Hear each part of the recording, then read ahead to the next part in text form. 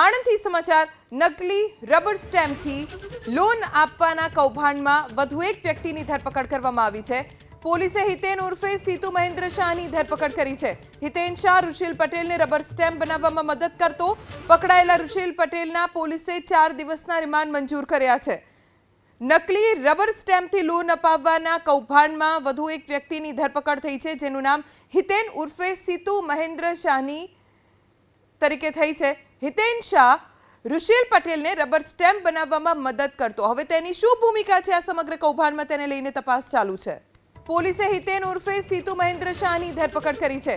હિતેન શાહ ઋષિલ પટેલને rubber stamp બનાવવામાં મદદ કરતો પકડાયેલા ઋષિલ પટેલના પોલીસે 4 દિવસના રિમાન્ડ મંજૂર કર્યા છે।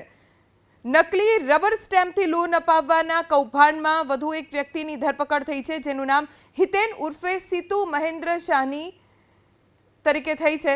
હિતેન શાહ ઋષિલ પટેલને રબર સ્ટેમ્પ બનાવવામાં મદદ કરતો। હવે તેની શું ભૂમિકા છે આ સમગ્ર કૌભાંડમાં, તેને લઈને તપાસ ચાલુ છે।